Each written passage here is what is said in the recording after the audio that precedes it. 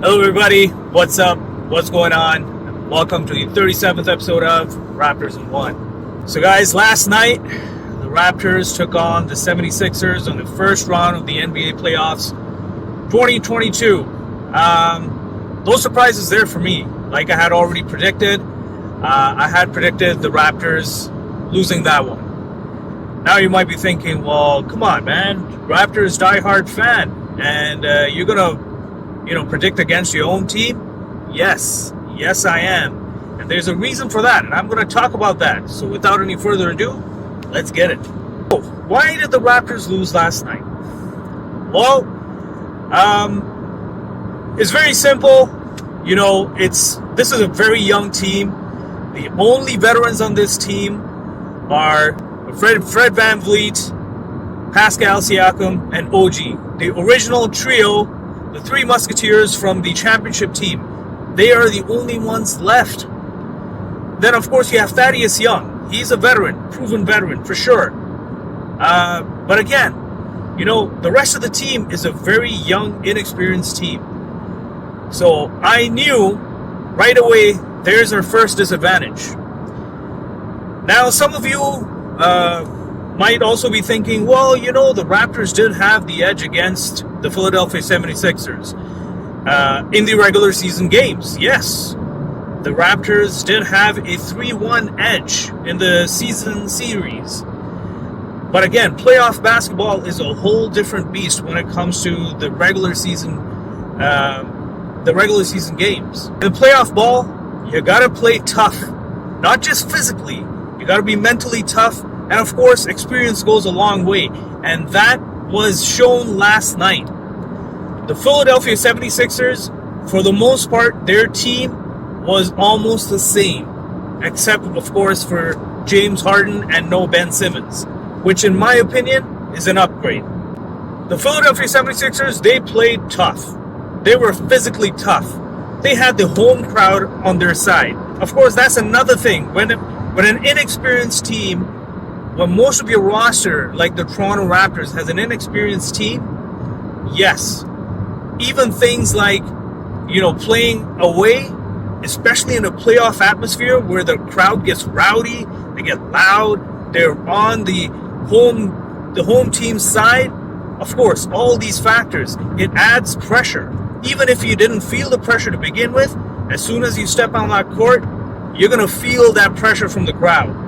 And then, of course, Joel Embiid, boy, do I have some things to say about Joel Embiid. And you know what? He did exactly what he was supposed to do for his team. He played physical. So much so, he was throwing elbows around, he was throwing his body around, and he made us feel him. Essentially, that is what he did. If he was on our team, I would be like, yeah, that's right. Let's go, Joel. But because he's the enemy right now, I only got one message for the Raptors. Make him feel you the next game. Yes, it's still going to be in Philadelphia. Let the whole crowd know that you guys are not going to easily be bullied around. I was hoping that was going to happen, but it did not. It didn't happen. That was one of my key points to winning this game. You cannot necessarily contain Joel, but you can slow him down. And how do you slow him down? You got to be physical. He throws one elbow at you, you throw 5 elbows at him. You make him feel you. He cannot ever get so comfortable in the paint. Of course, my next fear, James Harden. Yes, in the regular season, even I had my doubts. Well, he put my doubts to rest. That's for sure. James Harden, I thought he was a step slower in the regular season, especially in that last game, but he cooked us. James Harden cooked us. Tobias Harris cooked us. I mean, and that's just it. Like, it's amazing what home crowd can do for you. And of course, another thing that didn't help the Raptors was that long break from the last game in the regular season till the playoffs. Raptors are a young team. They don't necessarily need that big of a rest. I get it. Players like Fred VanVleet, players like Pascal, Gary Trent, Scotty Barnes, even OG. All these players who were logging in heavy minutes. Yes, they could use that long break, but it was, in my opinion, 3 days too many. I think they would have been fine with just a 3-day break. But of course, we had to wait for the play-in tournament to finish. So that kind of hurt us. However, again, this is a playoff series. We're going to see them again. Raptors fans, let's not hit that panic button. This is only game 1. This was expected.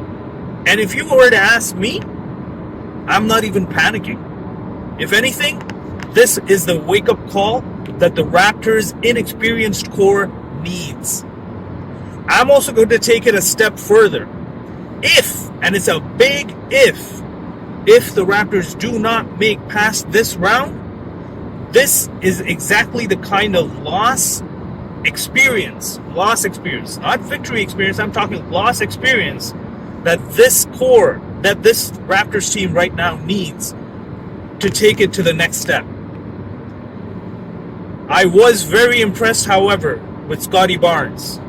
Yes, I've been talking about this guy since day one. I had my doubts about Scotty Barnes coming into last night's game.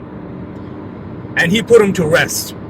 I mean, he looked like a veteran. He looked more veteran than Freddie, Pascal. He